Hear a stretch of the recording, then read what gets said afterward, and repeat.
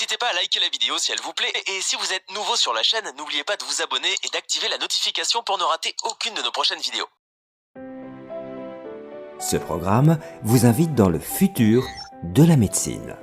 Et ceci pour découvrir les nouvelles avancées dans la prise en charge du sida. Mais pour ceci, commençons par une rencontre peu commune. Vous voici, heureusement, virtuellement, face à face avec l'un des agents infectieux les plus redoutés qui soit, puisqu'il s'agit du virus d'immunodéficience humaine ou VIH. Comment ce microbe a-t-il pu déclencher l'une des épidémies les plus marquantes de ces dernières années, le sida? Pour le découvrir, nous vous invitons à voyager quelques instants dans notre organisme. Tout d'abord, dans des conditions normales, notre corps est sans cesse envahi par des quantités impressionnantes de microbes, tels que par exemple ces bactéries. Heureusement, nous disposons d'une parade. Il s'agit de notre système de défense immunitaire, composé de ces globules blancs qui éliminent sans cesse ces envahisseurs.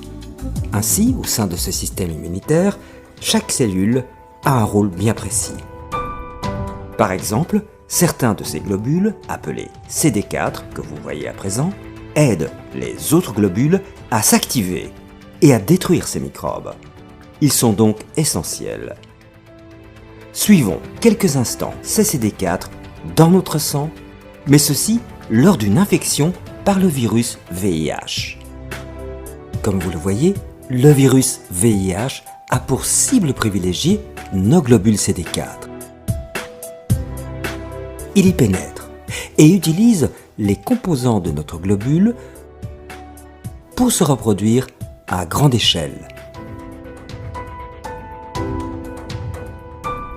Il s'échappe ensuite vers d'autres globules CD4 qui sont progressivement détruits, tandis que le virus se reproduit massivement. À présent, retournons auprès de nos microbes envahisseurs. Notre système immunitaire étant détruit, ces microbes prolifèrent eux aussi. Ils peuvent alors déclencher des maladies appelées opportunistes, puisqu'elles profitent de la faiblesse du système immunitaire. À ce stade, le sida apparaît. Heureusement, grâce à la recherche, nous disposons de nouvelles formes de traitement de plus en plus efficaces.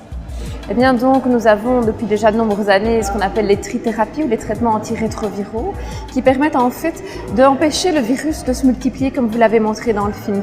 Donc ces traitements ont plusieurs cibles et donc combinés vont empêcher le virus de se multiplier au sein du lymphocyte CD4 et donc d'aller infecter d'autres lymphocytes CD4.